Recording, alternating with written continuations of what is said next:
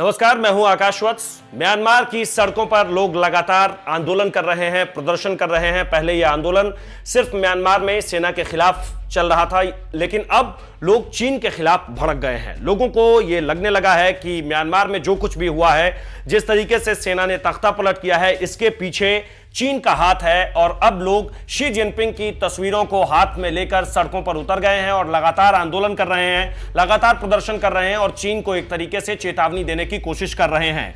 तख्तापलट के बाद से ही यह आंदोलन जारी है। हालांकि कुछ ऐसे लोग भी थे जिन्होंने तख्तापलट के समर्थन में उन्होंने प्रदर्शन किया था, लेकिन तख्तापलट के विरोध में प्रदर्शन करने वालों की संख्या उनसे बहुत ज्यादा है और म्यांमार के कई शहरों में लोग लगातार प्रदर्शन कर रहे हैं। एक तरफ म्यांमार में चुनी हुई सरकार कैद में है, तो दूसरी तरफ इस तख्तापलट का सीधा आरोप अब चीन पर लग रहा है, जो मैंने आपको पहले भी बताया। प्रदर्शनकारी चीन के राष्ट्रपति शी जिनपिंग की फोटो के साथ प्रदर्शन कर रहे हैं, जिस पर लिखा हुआ है कि we are watching you mister Xi Jinping, यानी शी जिनपिंग आप जो कुछ भी कर रहे हैं वो हम देख रहे हैं। हम पूरी तरीके से इस बात को जान रहे हैं कि क्या कुछ चीन ने किया है। ये प्रदर्शन के दौरान जो लोगों के हाथ में बैनर है, पोस्टर है, उस पर चीन के राष्ट्रपति शी जिनपिंग की तस्वीर लगी हुई है और उसी पर में यह लिखा हुआ है कि we are watching you mister Xi Jinping. Myanmar में दरअसल राजनीतिक संकट के पीछे चीन का हाथ अभी नहीं, बहुत पहले से बताया जा रहा है। पहले से भी लोग बताते रहे कि चीन इस कोशिश में है कि किसी भी तरीके से वहां तख्तापलट हो जाए, और अब लोगों को लग रहा है कि चीन अपनी साजिश में पूरी तरीके से कामयाब हो गया है। म्यांमार की राजधानी यंगून में चीनी दूतावास के बाहर भी लोगों ने प्रदर्शन किया है। लोगों ने बहुत विरोध किया।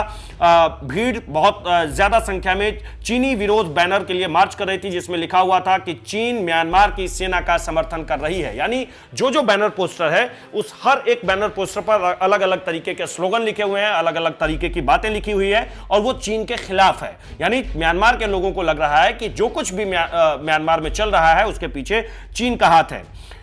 साथ ही एक ऐसे भी बैनर को देखा गया है जिस पर लिखा है कि चीन म्यांमार के खनिज और जवाहरात के लिए लालची बन रहा है, और ये नहीं बनने की उसमें जो है एक तरीके से बताने की कोशिश की गई है कि चीन म्यांमार के खनिज और जवाहरात के लिए लालची मत बनो। और जो स्लोगन है वो मैं आपको बताता हूं कि चीन हथियारों से म्यांमार की सेना की मदद मत करो। मतलब ये आरोप भी चीन पर लग रहा है कि चीन हथियारों के बल पर म्यांमार में सब कुछ करने की कोशिश कर रहा है और एक तरीके से सेना को आगे बढ़ाने की कोशिश में है, एक तरीके से समर्थन दे रहा है कि आप वहां तख्तापलट को लगातार जारी रखिए। चीन के खिलाफ म्यांमार में गुस्से की वजह मौजूदा संकट के पीछे चीन की चाल तो बताई जा रही है। 3 फरवरी को संयुक्त राष्ट्र सुरक्षा परिषद में म्यांमार में हुए तख्तापलट के खिलाफ निंदा प्रस्ताव पारित हुआ। बताया जा रहा है कि अमेरिका, ब्रिटेन समेत सुरक्षा परिषद के अस्थायी सदस्यों ने प्रस्ताव पेश किया। सुरक्षा परिषद में चीन ने वीटो पावर इस्तेमाल करके निंदा प्रस्ताव रोक दिया, जिसके बाद म्यांमार के लोगों को अब यह भी लगने लगा है कि पूरी तरीके से जो कुछ भी चल रहा है म्यांमार में, उसके खिलाफ चीन का हाथ है। सुरक्षा परिषद ही नहीं, म्यांमार में भी पिछले कुछ दिनों में चीन की हलचल जो है वो तेज हुई है। तख्तापलट से कुछ दिन पहले ही यंगून में मौजूद चीनी राजदूत वांग यी ने म्यांमार के सेना चीफ मीन आंग लाइन से मुलाकात की थी और उसके बाद ही म्यांमार में तख्तापलट हुआ है। तख्तापलट के बाद से चीनी राजदूत ने इसे आंतरिक मामला बताया और कहा कि इससे मेरा कोई लेना देना नहीं है। लेकिन लोगों को मालूम है कि म्यांमार के सेना प्रमुख की जो म्यांमार में चीनी दूतावास है, वहां राजदूत से मुलाकात हुई और उसके बाद ही चीन में म्यांमार में यह सब कुछ हुआ है। इसीलिए लोग अब चीन के खिलाफ भी भड़क गए हैं। सेना के खिलाफ वो पहले से ही भड़के हुए थे। और एक बात बताई जा रही है कि इस हरकत के पीछे की वजह जो है वो ORB को बताया जा रहा है।